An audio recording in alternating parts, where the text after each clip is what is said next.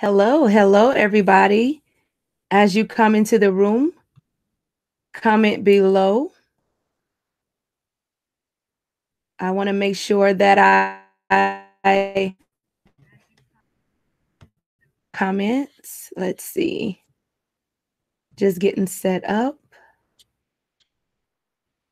I pray that the tech is operating today, working well. I'm so excited to be here. I'm going to start out with the overview of what we talked about last week. And I pray that the message blessed you guys. I got a lot of feedback from some of the ones who were able to catch it. And I'm so excited about tonight. I can't wait to share. There's some deep things I want to share in the truth room on tonight, but also a little bit in this session. And I'll tell you guys more about that later on, about how you can be a part of that if that's what you want to do. But it has been an amazing, amazing day. And I'll share with you why I say it's been an amazing day. And I see everybody's pictures, but I'm not, it doesn't tell me like who's actually live in the room. So if you scroll below, I'm not sure, like if you're on mobile, I don't think it allows you to see the comments at the time. But if you scroll below, like leave a comment so I can say hi. And then I'm gonna just hop into it because I don't want to take a lot of your time. Normally I try to keep these around 20 to 30 minutes. And so I'm going to start out with, I did a prayer before I started because I needed God to just step in and intervene and for his guidance, even on this, even though I kind of know what I'm going to talk about and things like that.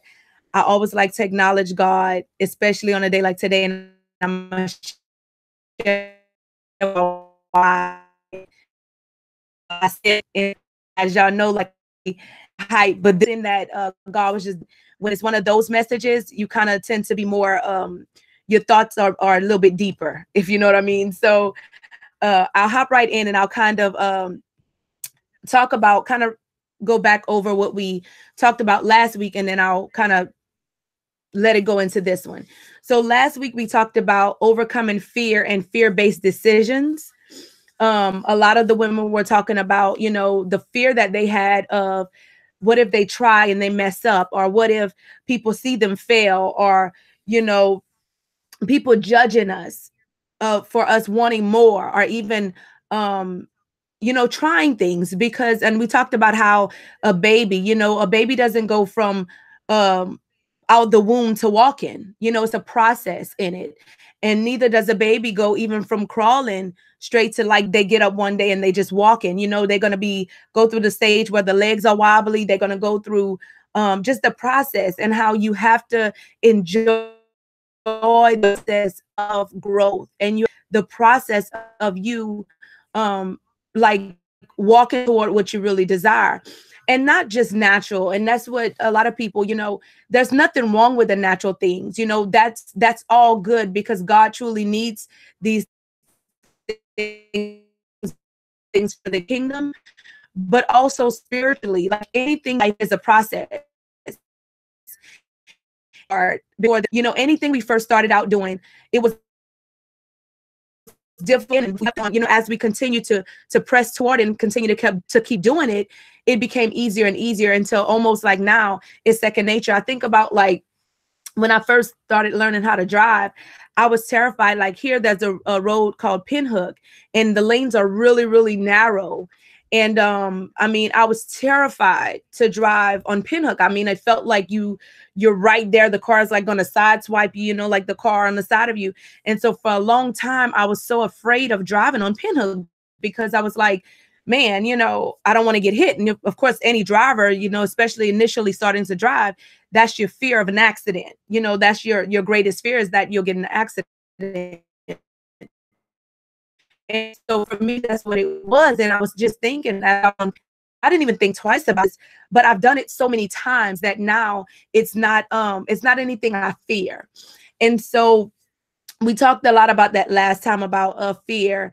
And of course, like we were talking about last time, about how we've all had those experiences of insecurity, or of those fears, or of the unknown.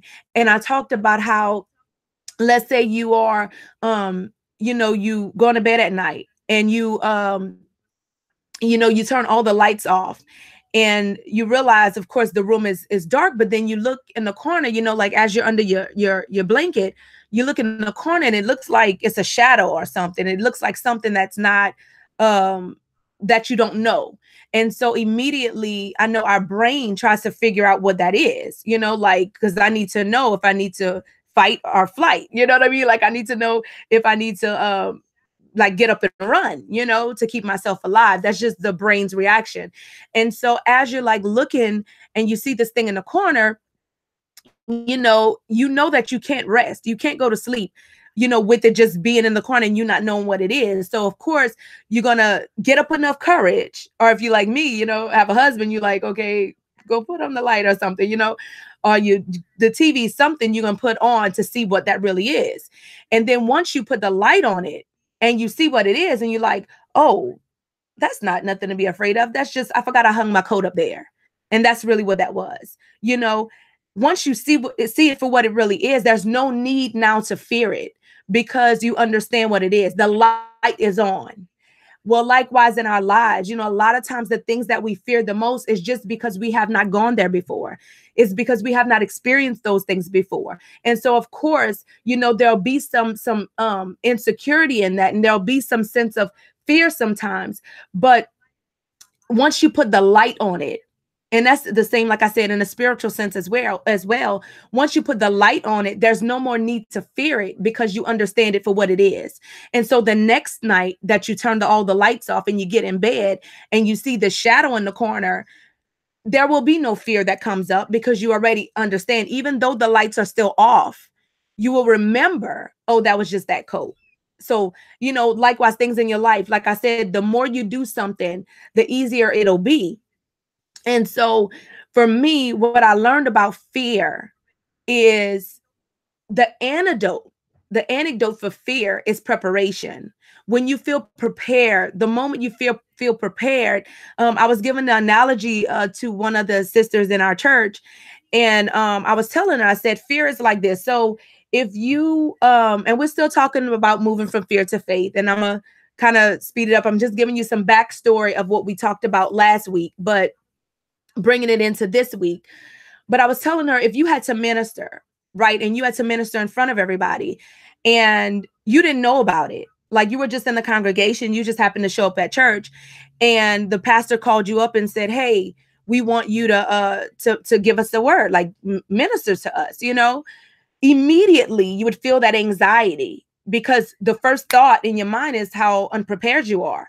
I'm not prepared to do this task. You know, you want to be obedient and you want to do it, but being that you don't feel prepared, a lot of times it keeps you in a fear state. But I told her, I said, so the next thought is like, if he had called you maybe like the night before, even, it's not a lot of preparation time, but just the fact that you would know, and he would call you like the night before and say, hey, you know, we really would like you to minister. You would have a bit of a different feeling because now you've at least had time to prepare for it. And so the things that come up in our lives, whether it's goals that we want to achieve or just things that we're going through in our lives, a lot of times why we respond the way we do or why we fail at things is because we're not prepared for them. You know, we don't take the time to actually prepare for those things. And so we also talked about, that's bringing me right into the second part, was about failure and how what we attach to that meaning. So for a lot of us, I know for me, for a long time, I associated with like failure with me. Like if I did something that failed, that meant that I myself was a failure. And so it kept me from wanting to try new things or try to do something else, because like necessity that I felt for that failure. For me, that failure is an event. Failure is not a person. You're not failure. You may have been a person who has experienced failure, but that's not who you are. Does that make sense? So, you know, and another thing, we went through 5 things last time, and I began to share how everything that we want in life is achievable. It's just how you approach it, right? It's just the mindset, and it's just kind of the preparation that you put behind it. So number one was, don't pick goals that enable you to stay small. So just because you've been a person who has experienced failure, don't stop challenging yourself, because you staying in that safe zone, in your comfort zone, you may achieve some things in life, but you'll never achieve the potential that you had, in your life. So don't pick things that allow you to stay in your comfort zone. One thing was, nobody's rooting for you to fail. A lot of times we think like, oh, this person see it, that person see. And I talked about the example of the guy in Walmart. Like when he got out of his car, like he had this nice car, I guess. And he was just like, I guess thought that meant something. And little did he know, like I was not paying attention to him at all. The only reason why it caught my attention was because he was so obvious with, adjusting his clothes and his chain and all that stuff. And I was like, you're really the only one who look at you and think about you the way that you looking at you, because I'm sure not.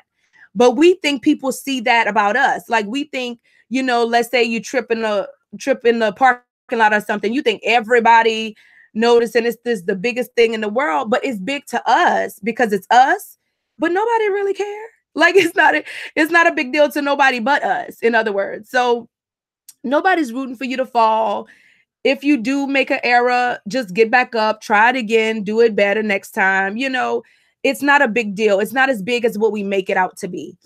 The third thing was, just because you don't like where you have to start from doesn't mean you shouldn't get started. Because honestly, if you never start, you will never get anywhere.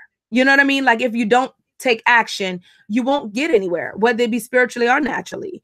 Number 4 was, stop making uncertain things certain.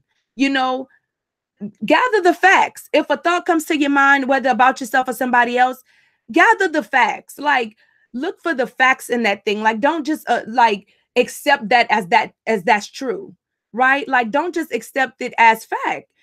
Because if we go by how we feeling versus faith, like you will miss every time. And that's what I want to share. So it's bringing it into what we're talking about today. Because when I'm sorry, y'all, because when I got on here, like when I was going through, the notes and stuff for today, man, it's just been, have you ever had one of those challenging days? It's like really challenging. And like I said, normally I'm like upbeat, and I begin to tell God, I was like, I don't like how I feel. Like, and I knew I had to get on here. But one thing I love is that I'm always going to be real with y'all. I'm always going to be authentic. And the lessons that God shared with me and the things that he gave me, because I know we all go through these things. And that's why I found like a lot of people don't talk about those things. They like to just talk about the good times and when they have an encouraging word. But sometimes you're going to face things throughout the day and throughout your life that you're not going to always feel like you're at the top of the mountain. You know what I'm talking about? But in that, I was thanking God that I know that it's not about how I feel. It's about my faith toward the word that he has spoken and my faith toward what he has said. And so it really encouraged me today, because it brought me back to, this whole fear versus faith. And for me, I know that if I have faith, there's no need to fear. It doesn't matter what it is. It doesn't matter. And for me, faith is action. It's obedience to the will of God. It's not a feeling. So in that, the other day, God began to speak to me about, and it's found in 1 John chapter 4, verse 18, how he began to talk to me about how there's no fear in love. That's what so I'll read the passage. It says, there is no fear in love, but perfect love casteth out fear, because fear had torment. Remember, I was talking about the coat, the coat hanging in the, if you know it's a coat, of course you're not going to fear it. But at the time you're laying in your bed, you don't know what it is yet. You have that anxiety because you really don't know what it is, So as you're trying to make sense of it all, you may have that anxiety because you don't know. And that fear has torment, because until you know what it is, it'll torment you. It'll bother you. You won't be able to rest.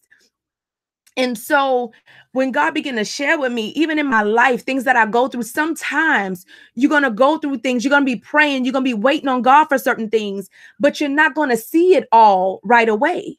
You know, you may have anxiety about some things. Some things may be happening in your life, and you're not going to see it all right away. Sometimes God just show you the first 1 or 2 steps, because he knows if he show you step 10, you're going to freak out. You know what I mean? You're not going to want to go. So when things come up in your life that's like, man, it's not turning out the way I want it to, or whatever it may be.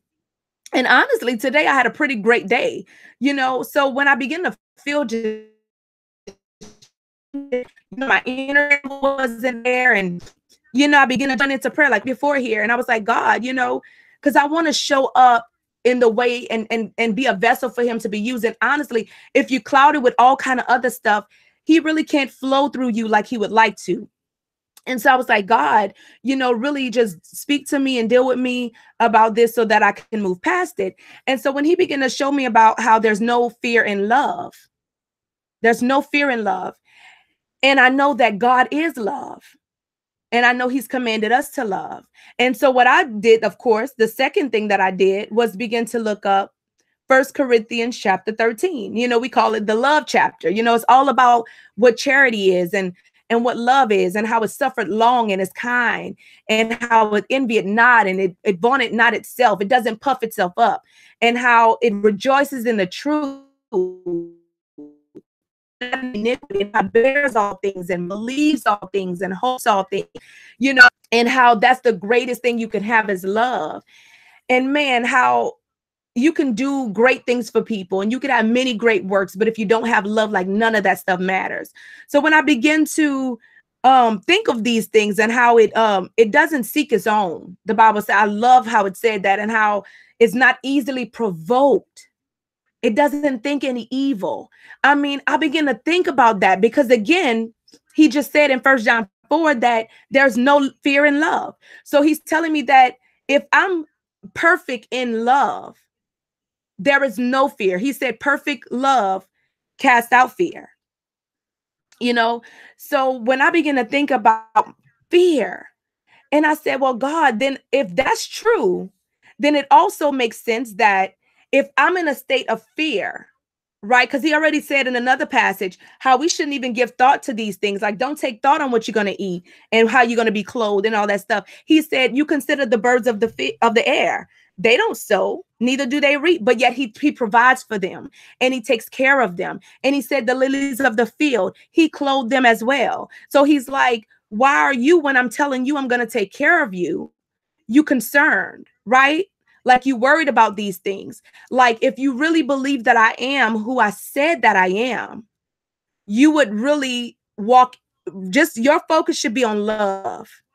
Because when you're walking in perfect love, there's no room for fear. Does that make sense? So I begin to examine. So anytime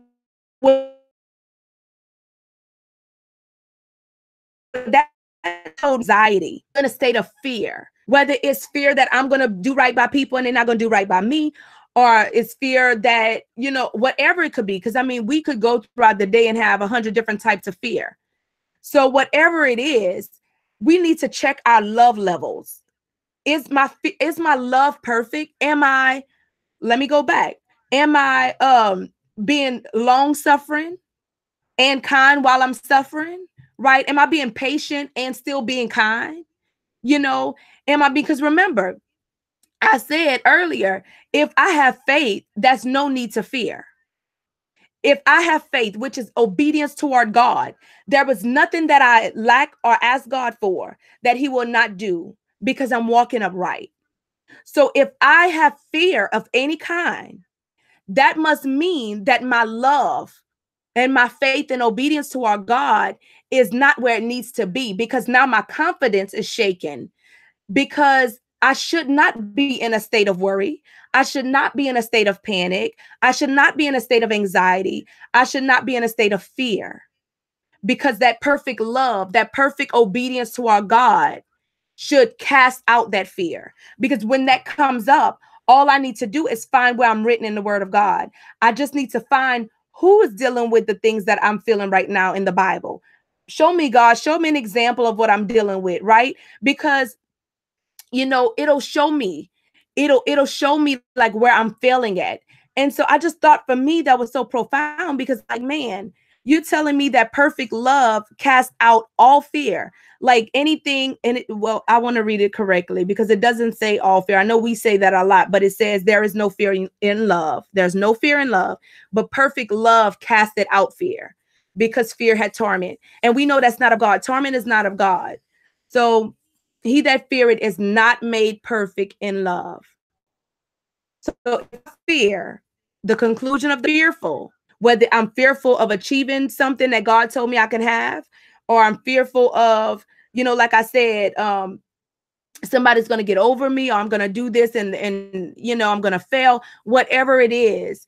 If I'm in obedience to our God, and if I'm walking the way that he told me to walk, then I should have no fear because his word will happen. His word will never fail. And so for me, I'm like, okay, it let me know I need to check my love levels. And once I do, then it'll kind of, rein everything back in. So now I'm looking if I see any comments. But I hope that this message is a little bit different from the other ones in the past weeks, because I really just wanted to talk about what about when you don't always feel like, top of the mountain, right? Like, what about when you don't always feel like everything, like all things are working out for you good? You know what I'm saying? Like, what about when you don't feel like that? But again, it's about our faith and our belief and our obedience to our God and the things that he told us and the things that he's spoken concerning us. And as long as we're following that, we have to be 1000% confident that what he said will surely come to pass. And so with that being said, it just really it encouraged me today and it strengthened me, and I pray that it did you guys as well. If you missed any of the prior truth sessions, it'll be in the replays that'll be on after this, and you can catch those.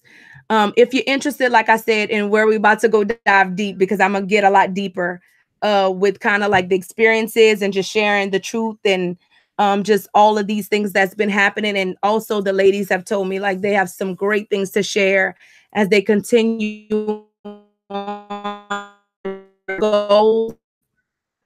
If you want to join us, there's a link below. It says accountability group. We meet every weekend there. We talk about real life stuff. We talk about what's really happening in our lives. And we actually give no excuses. We hold each other accountable. And we make it happen.